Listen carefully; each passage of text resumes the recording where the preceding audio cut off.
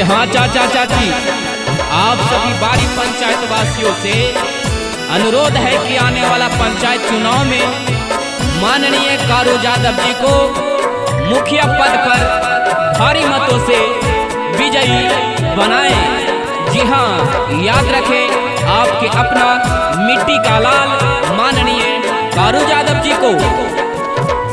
सुना भैया मजदूर के सनावान हो, इनके मुखिया बनई हो। सुना भैया छात्र नौजवान हो, अब की मुखिया बनई हो।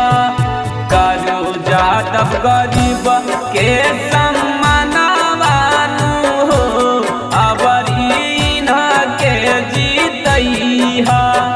कारू चाचा गरीब के सम्मानवान हो, इनके मुखिया बनई हा।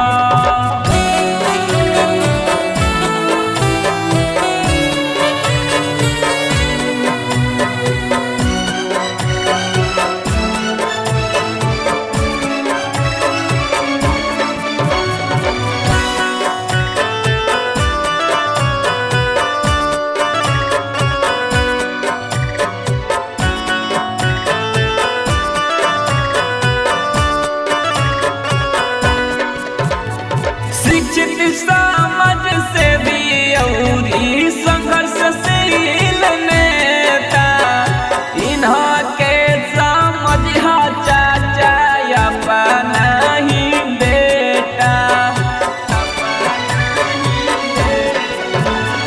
शिक्षित समाज से भी औरी संघर्षशील नेता, इनके समझा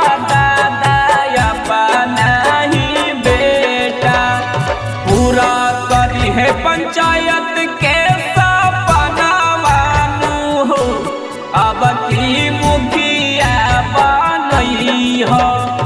कारू यादव गरीब के सम्मानवान हो, अब इनके जीतई हो।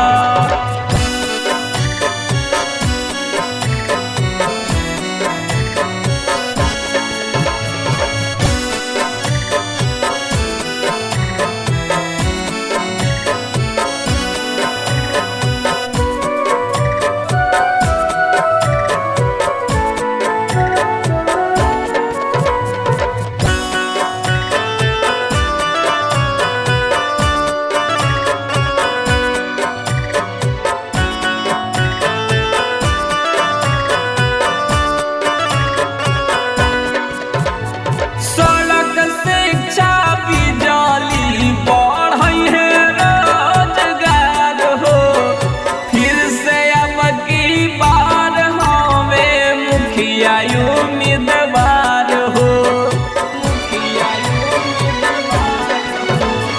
सड़क शिक्षा बिजली बढ़ई है रोजगार हो, फिर से एक बार बनले मुखिया उम्मीदवार हो। बुथावा पर रखी हो ध्यानवान हो, अब इनके जीतई हो। कारू यादव गरीब के सम्मानवान हो, चाची भोट